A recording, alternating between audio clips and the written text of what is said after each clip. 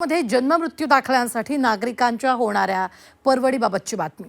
पहिली बातमी आहे, जळगाव महापालिकेत जन्म मृत्यू दाखल्यासाठी नागरिकांची गर्दी. दाखले मिळण्यास विलंब होत असल्यानं नागरिकांमध्ये संतापाची भावना आहे. महापालिकेच्या जन्म मृत्यू विभागात सकाळपासून दाखला घेण्यासाठी आलेले नागरिक रांगेत उभं असल्याचे चित्र पाहायला मिळते. तासनतास रांगेत उभे राहून देखील दाखला मिळत नसल्यानं नागरिकांचा संताप झाला. एकच काउंटर सुरू असल्यानं दाखले देण्यास वेळ लागत असल्याचं नागरिकांची गर्दी झाल्याचं पाहायला मिळते.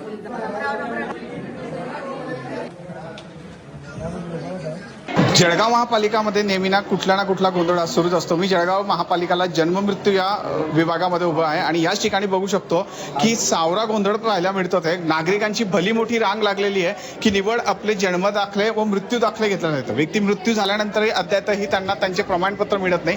त्यामुळे नागरिकांची मोठी या ठिकाणी रांग लागलेली आहे. सुमारे याच ठिकाणी 4-5 काउंटर आहे, मात्र आज एकच काउंटर चालू आहे. नागरिकांना मोठ्या प्रमाणात या ठिकाणी त्रास होतोय. अद्यापही या ठिकाणी संतगतीनं काम चालू आहे, मात्र यावर अनेक अधिकारी किंवा कर्मचारी याकडे काम जे आहे हे या ठिकाणी कमी काउंटर असल्यामुळे नागरिकांना मोठा त्रास होत आहे. 3 तासापासून मी या ठिकाणी रांगेत उभा आहे आणि महापालिका 4 प्रभाग समितीच्या कार्यालयांमध्ये कर संकलन करते, ऑनलाईन पद्धतीने कर संकलन करते, पण मग नागरिकांना सुविधा देण्याच्या बाबतीत महापालिका पुढे काय येत नाही. जन्म आणि मृत्यूचे दाखले पण ऑनलाईन पद्धतीने मिळवता येऊ शकतात, पण या दाखल्यांसाठी अशा प्रकारे कागदपत्रांची पायपीट या ठिकाणी नागरिकांना 4-4 तास दररोज करावी लागते.